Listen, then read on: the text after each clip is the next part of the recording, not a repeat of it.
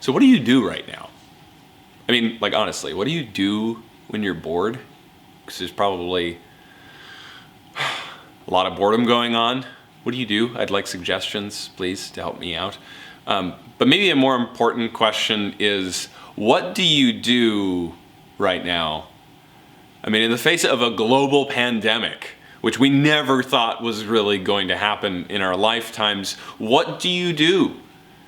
When your circumstances are so much bigger than itty bitty you, what do you do?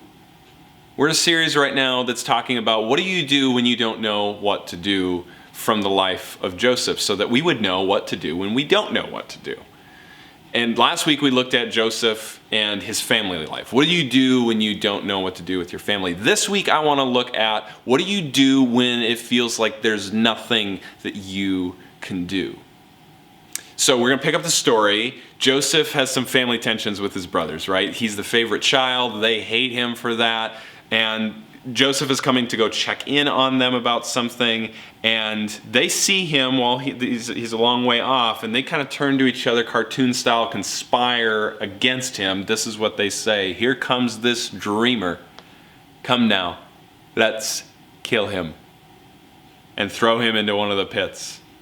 Then we'll say that a fierce animal has eaten him, and we will see what will become of his dreams.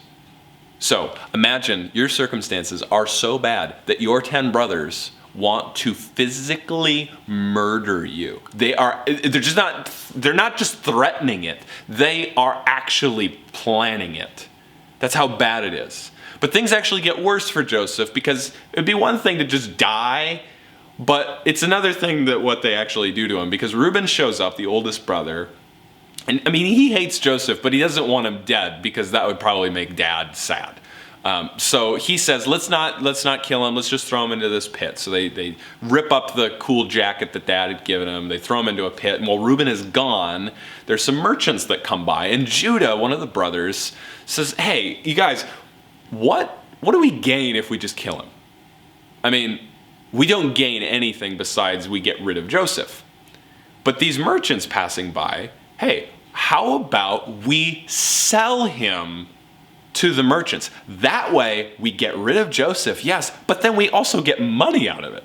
I mean, do you have a sibling like that would probably want to sell you because they get rid of you and they get money? Probably we do. This is what happens to Joseph, is instead of being murdered, boom, done, no more having to deal with your brothers or any kind of suffering, he gets sold into slavery by Judah. So this is his circumstance. It feels like there's nothing that he can do. So what does Joseph do so that we can learn what to do in the middle of our hard circumstances that are much bigger than us? This is what happens with Joseph. This is what he does. Oh yeah, he gets sold into slavery. The end. There's nothing that he can do. There's 10 of them plus merchants. There's nothing that this guy can do to change his circumstances. That's it. I mean, that does not sound like a happy ending. It doesn't sound like what Disney would want to give us. It doesn't sound like what even a lot of kids' Bible stories would want to give us. But this is Joseph's circumstance right now. There's nothing that he can do. I mean, what kind of comfort do we get from knowing that in the middle of some of our circumstances, there's just nothing that we can do? As I read this story, there's a few things that jump out at me. One is the brothers say, okay, let's kill him, then we will see what becomes of his dreams. So there's a God-given dream to Joseph about how he is going to rule. And Joseph's brothers think that they are going to thwart that dream, that they're going to put an end to it. So that's one thing that jumps out at me. The other thing is, this story reminds me of a different story. And when you go through hard things, I want your story to remind you of a different story. So what happens to Joseph is that he is the favorite son of all of his brothers. And one of his brothers, his own flesh and blood, Judah, sells him for money. all right, for silver specifically. Matthew 26, then one of the 12 disciples, who his name was Judas, went to the chief priests and said, "What will you give me if I deliver him over to you?" And they paid him 30 pieces of silver. You see, Joseph's circumstances and suffering is not just about him. Joseph is pre-enacting the life of Jesus. He is being sold by Judas, like Jesus was, into slavery, into being humiliated.